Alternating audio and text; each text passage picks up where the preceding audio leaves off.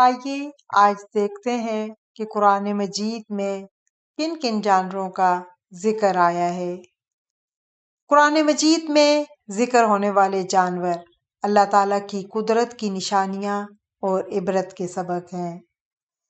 قرآن مجید میں کچھ جانوروں کا ذکر آیا ہے، مگر کیوں؟ قرآن مجید میں مختلف جانوروں کا ذکر عبرت، نصیحت اور اللہ تعالیٰ کی قدرت کی نشانیوں کے طور پہ آیا ہے۔ یہ جانور کبھی مثال کے طور پر، کبھی کسی نبی کے واقعے میں اور کبھی قدرت الہی کی دلیل کے طور پر بیان ہوئے ہیں۔ انسان کے لیے ان جانوروں میں سبق آموز مثالیں ہیں۔ کچھ انبیاء کے واقعات ہیں جہاں پر معجزات اور الہی مدد کی داستانوں میں جانوروں کا نام آیا ہے۔ کہیں پہ اللہ تعالیٰ کی تخلیق کی عظمت کو بیان کرنے کے لیے دلیل کے طور پر ان کا نام آیا ہے۔ سب سے پہلے ہم دیکھتے ہیں اونٹ کا۔ اونٹ کا ذکر سورہ غاشیہ کی آیت میں آتا ہے، افلا ینظرون الی الابل کیف خلقت، کیا انہوں نے اونٹوں کی طرف نہیں دیکھا کہ کیسے پیدا کیے گئے ہیں۔ اب یہاں پہ اونٹ اللہ تعالیٰ نے تخلیق کی ایک عظیم نشانی کے طور پر پیش کیا۔ اونٹ اللہ تعالیٰ کی تخلیق کی عظیم نشانی ہے۔ اس کی اگر آپ ساخت دیکھیں، اس کی برداشت انسان کے لیے غور و فکر کا ذریعہ ہے۔ اللہ تعالیٰ نے انسان کو دعوت دی کہ وہ اونٹ کی حیرت انگیز تخلیق پہ غور کرے۔ اس کا صحرا میں زندہ رہنا، اس کا اپنے جسم میں پانی کا ذخیرہ کرنا اور پھر بھاری بوجھ اٹھانا، سب قدرت الہی کی دلیل ہے۔ اس کے بعد اگر ہم دیکھتے ہیں تو گائے کا ذکر سورہ بقرہ میں آیا ہے اور اسی کے نام پر اس سورت کا نام بھی رکھا ہے۔ لیکن اس سورت میں گائے ہمیں اطاعت الہی کا درس دیتی ہے۔ کیسے؟ آئیے دیکھتے ہیں۔ سورہ بقرہ کی آیت نمبر 67 میں اللہ تعالیٰ کہتے ہیں، وَإِذْ قَالَ مُوسَىٰ لِقَوْمِهِ۔ اب یہاں سے بات شروع ہوتی ہے۔ یہ ایک واقعہ ہے جب حضرت موسیٰ علیہ السلام نے اپنی قوم سے کہا تھا کہ اللہ تعالیٰ نے تمہیں حکم دیا ہے کہ ایک گائے ذبح کرو۔ یہ واقعہ در حقیقت اللہ تعالیٰ اطاعت اور حکم الہی کے سامنے سر جھکا دینے کا درس لینے کے لیے پیش کیا گیا ہے۔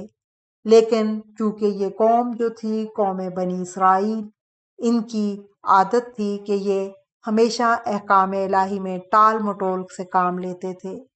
تو جب حضرت موسیٰ نے اپنی قوم کو اللہ کا حکم سنایا تو انہوں نے کوشش کی کہ کسی طرح سے اس حکم کو ٹالا جائے اور بار بار سوالات کیے، لیکن اللہ کا حکم بہرحال آخر میں پورا انہوں نے کیا۔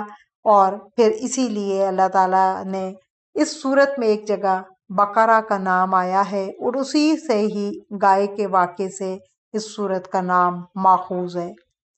پھر ہم دیکھتے ہیں بھیڑ اور دمبا۔ اس کا ذکر قربانی اور اخلاص کی علامت کے طور پر آیا ہے۔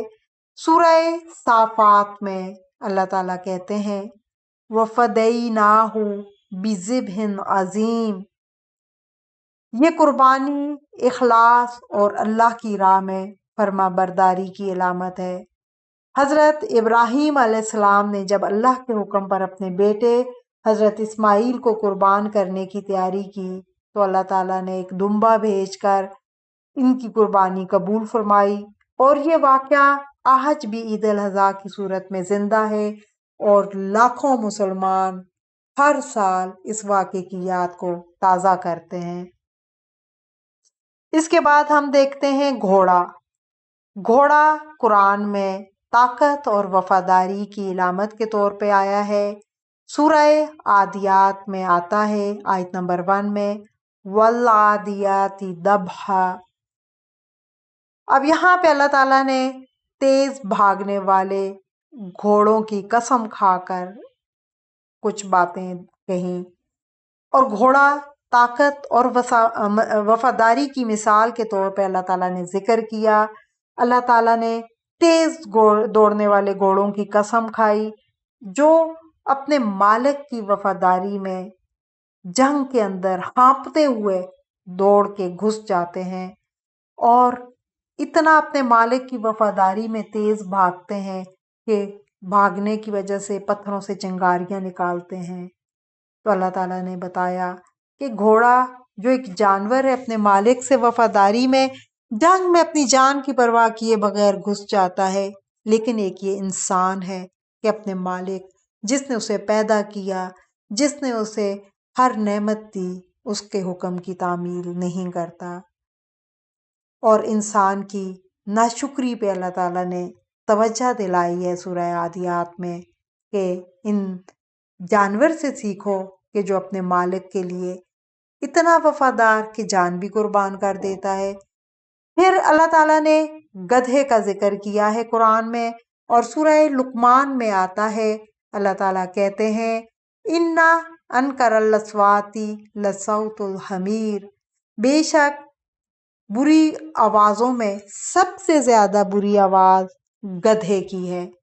گدھے کو قرآن میں اللہ تعالیٰ نے نرم لہجے کی نصیحت کرنے کے لیے مثال کے طور پر پیش کیا۔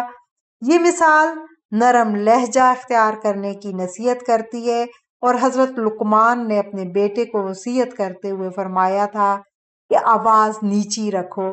کیوں؟ کیونکہ سب سے بری آواز گدھے کی ہے۔ یہ آیت ہمیں بھی تواضع، شائستگی اور گفتگو میں نرمی کا درس دیتی ہے کہ ہمیں آواز اونچی کر کے کچھ حاصل نہیں ہونا۔ بولنے میں تو گدھا بھی بہت چیختا ہے، لیکن لوگ اس کی آواز سن کے اپنے کانوں میں انگلیاں ٹھونس لیتے ہیں۔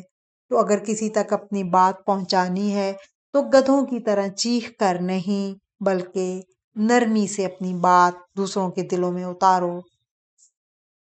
پھر سورہ کہف میں کتے کا ذکر آتا ہے، اور کتا وفاداری اور نیک صحبت کے طور پر پیش کیا گیا ہے۔ سورہ کہف میں ہے وَقَلْبُهُمْ بَاسِطٌ ذِرَاعَيْهِ بِالْوَسِيدِ، اور ان کا کتا اپنے بازو پھیلائے ہوئے دہانے پہ غار کے بیٹھا تھا۔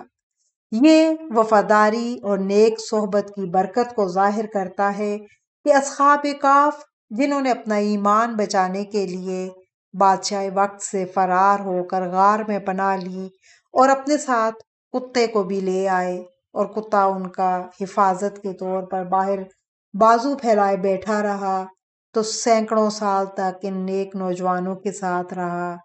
نیک صحبت کی وجہ سے، نیک لوگوں کی برکت کی وجہ سے اس کا ذکر قرآن میں اللہ تعالیٰ نے کیا۔ پھر ہاتھی کا ذکر اللہ تعالیٰ نے اللہ کی قدرت کا مظاہرہ کرنے کے لیے ذکر کیا۔ سورہ فیل کہتے ہی ہاتھی کو ہے، اور ہاتھی کے نام پہ یہ سورت ہے، اور اللہ تعالیٰ کہتے ہیں کیا تم نے نہیں دیکھا کہ تمہارے رب نے ہاتھی والوں کے ساتھ کیا کیا؟ اللہ تعالیٰ نے اپنی قدرت ظاہر فرمائی اور کعبے کی حفاظت کی۔ ابرہہ نے ہاتھیوں کا لشکر لے کر خانہ کعبہ کو ڈھانے کا ارادہ کیا، لیکن اللہ تعالیٰ نے ابابیل پرندے بھیج کر اس لشکر کو تباہ کر دیا، اور یہ واقعہ عام الفیل کے نام سے مشہور ہے، اور یہی وہ سال ہے جس سال نبی کریم صلی اللہ علیہ وآلہ وسلم کی ولادت ہوئی۔ اور اللہ تعالیٰ اس میں ہمیں اس صورت میں یہ بتانا چاہتے ہیں کہ سپر پاور، کتنی مضبوط ہاتھی اور ایک ابابیل بالکل ایک چھوٹا سا پرندہ ہوتا ہے، پھر اس چھوٹے سے پرندے کی چونچ کتنی ہوتی ہے، پھر اس چونچ میں بھی جو چھوٹا سا پتھر ہوتا ہے، اس پتھر کے لگنے سے ہاتھی جیسا جو جانوروں میں بہت بڑا سب سے وہ جسامت والا جانور ہے، اس کو ہلاک کیا۔ تو اللہ تعالیٰ اگر اللہ پر ایمان ہو تو چھوٹی سی چیز سے اللہ تعالیٰ بڑی بڑی طاقتوں کو رسوا کر دیتا ہے۔ اس کے بعد مچھر، جو چھوٹی سی مخلوق ہے لیکن عظیم نشانی ہے، اور سورہ بقرہ میں اللہ تعالیٰ کہتے ہیں کہ اللہ کو اس سے شرم نہیں آتی کہ وہ مچھر یا اس پر جو ہے اس کی مثال بیان کرے۔ چھوٹی سی چھوٹی مخلوق بھی اللہ کی قدرت کی نشانی ہے۔ اور اللہ تعالیٰ نے کہا کہ وہ مچھر جیسی چیز کی مثال دینے سے بھی نہیں شرماتا، اور ایمان والے اس میں غور کرتے ہیں اور اس سے سبق سیکھتے ہیں اور ہدایت لیتے ہیں، جبکہ منکرین اعتراض کرتے ہیں۔ یہ آیت ہمیں سکھاتی ہے کہ اللہ کی ہر تخلیق میں حکمت پوشیدہ ہے۔ پھر مکھی انسانی کمزوری کی مثال کے طور پر اللہ تعالیٰ نے پیش کی۔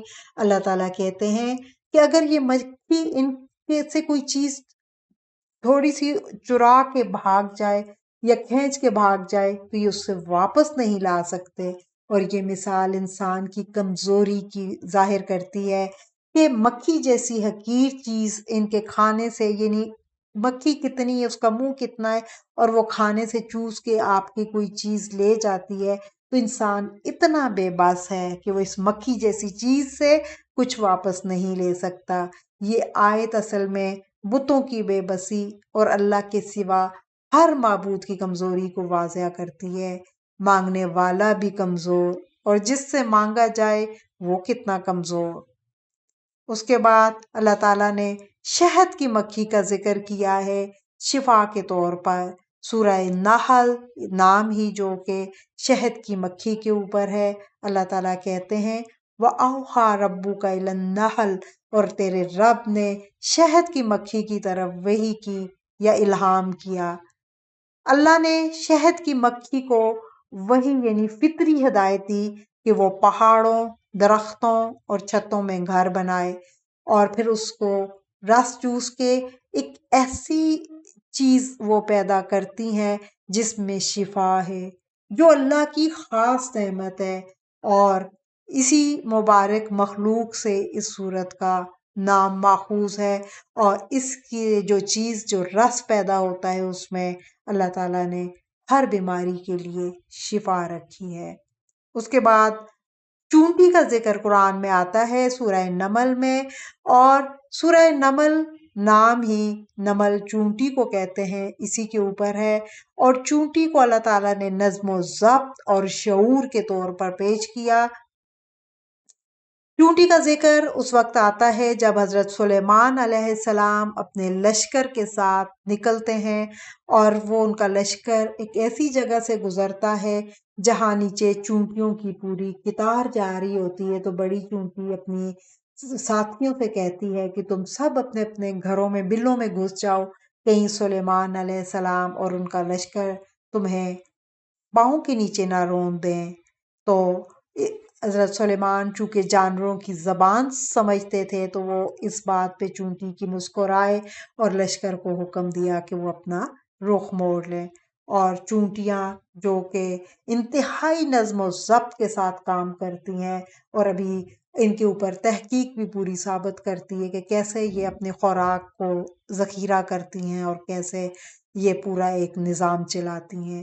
پھر اس کے بعد سانپ کا ذکر آتا ہے قرآن میں، اور حضرت موسیٰ کو جو اللہ نے معجزہ دیا تھا سورہ طٰہٰ میں، اور بہت سی اور جگہوں پہ بھی قرآن میں ذکر آتا ہے کہ ان کا عصا سانپ بن جاتا تھا، اور جب وہ زمین پر پھینکتے تھے تو وہ ایسے لگتا تھا جیسے دوڑتا ہوا سانپ ہو جائے۔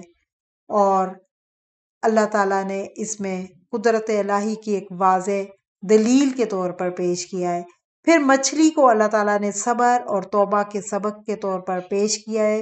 سورہ صافات میں آتا ہے جب اس کو مچھلی نے نگل لیا اور وہ غمزدہ تھا۔ یہ واقعہ صبر اور توبہ کا عظیم سبق دیتا ہے۔ حضرت یونس علیہ السلام جو کہ جب ان کی قوم نے ان کی بات نہیں مانی تو انہوں نے ان سے کہا کہ تم پر بہت جلد عذاب آئے گا، اور جب جتنے دنوں کا کہا تھا اس وقت تک جب عذاب کے آثار نمودار نہیں ہوئے تو حضرت یونس علیہ السلام اللہ کے حکم کے بغیر قوم کو چھوڑ کر چلے گئے، اور جب وہ کشتی میں سوار ہوئے اور پھر قرا نکلا، جب کشتی ڈوبنے لگی تو انہیں سمندر میں پھینکا گیا تو مچھلی نے انہیں نگل لیا۔ پھر انہیں اپنی غلطی کا احساس ہوا اور انہوں نے یہ بہت پیاری دعا مانگی تھی، لا الہ الا انت سبحانک انی کنت من الظالمین، تو اللہ نے ان کی دعا قبول فرمائی اور پھر انہیں نجات عطا کی۔ اسی طرح سے ہدہد علم اور ذمہ داری کے طور پر اللہ تعالیٰ نے سورہ نمل میں بیان کیا حدود کا ذکر۔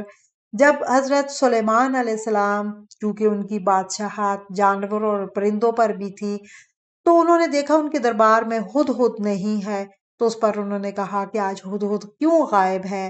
تو اس پر ہدہد نے کہا کہ وہ ایک ایسی ملکہ کا، ایک ایسی سلطنت کی خبر لائی ہے جو شرک کرتے ہیں، اور اس کی ملکہ شرک میں ڈوبی ہوئی ہے۔ ملکہ سبا کی وہ خبر لے کر آئی تھی۔ اور اس کے بعد ہم دیکھتے ہیں کہ اللہ تعالیٰ نے ہر مخلوق میں کہا کہ اللہ کی نشانی ہے۔ قرآن مجید میں جانوروں کا ذکر انسان کو غور و فکر، اطاعت، صبر اور اللہ کی قدرت پہچاننے کے لیے کیا گیا ہے۔ ہر مخلوق میں اللہ کی نشانی موجود ہے، تو غور و فکر کرے اونٹ، مچھر، مکھی، ہر تخلیق میں۔ اور اللہ تعالیٰ نے ہر جانور کے الگ اس کی خصوصیات بتائیں، اور اس کے ذریعے سے انسان کو مختلف جو ہے وہ قوتیں اور صفات اپنانے کی تاکید کی۔